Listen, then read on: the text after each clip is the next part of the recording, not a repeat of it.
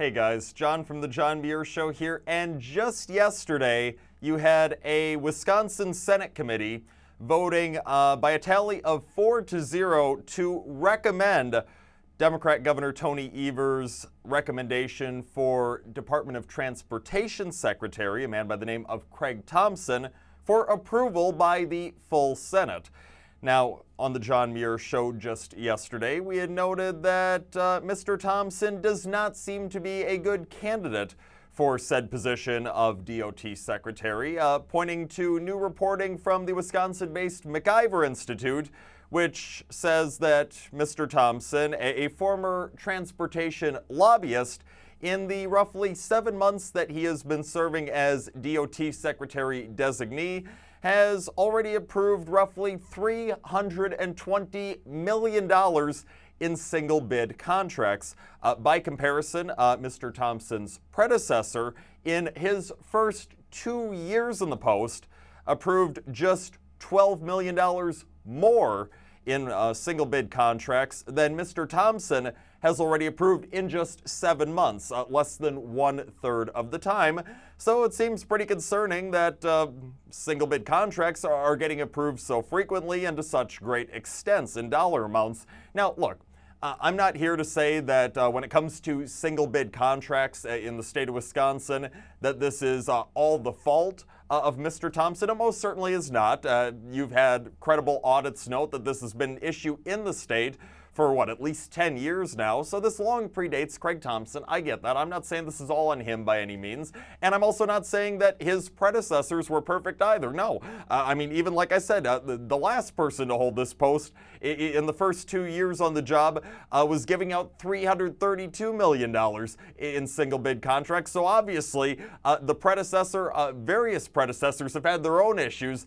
They haven't been doing it right either. So I'm not trying to lay the full blame on Craig Thompson. It just seems that the matter has been getting a lot worse under Thompson. Again, in just 7 months, roughly $320 million in single bid contracts having been handed out in Wisconsin. And look, the problem with these single bid contracts is that they come back, you don't have any alternatives, and we've seen cases in Wisconsin where the one bid that does come back ends up being way higher than the project was originally estimated to cost.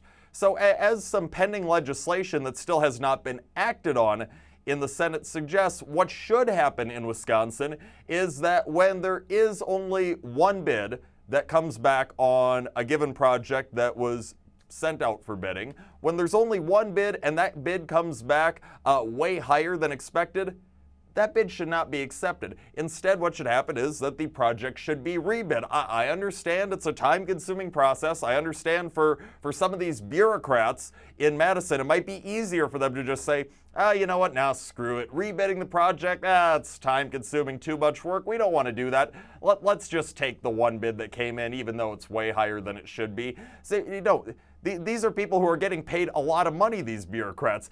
Yeah, you know, it might not be fun, every aspect of their job, but they are getting paid to do this. They need to spend the time in trying to ensure what is best for the state of Wisconsin and what is fiscally most responsible for Wisconsin taxpayers. And that is rebidding a project in circumstances like these and trying to see if you can get more bids, better bids to come back as a result, instead of just saying, no, I'm going to take the easy way out and I'm going to make the Wisconsin taxpayers foot this massive, unnecessary, unexpected bill. So for Craig Thompson, he certainly is not the sole reason for the problem, but he's not making the problem any better. In fact, in the first 7 months he's been DOT Secretary designee, he's made the problem of single bid contracts a lot worse based on these new numbers that we're seeing.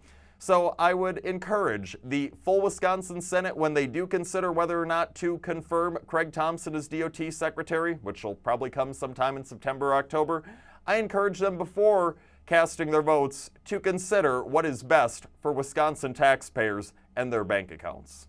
That's all the time that we have for today and for this week. Have the best of weekends. John Muir Show back on Monday, 8:40 a.m. WTAQ, 9 a.m. WSAU and WHBL.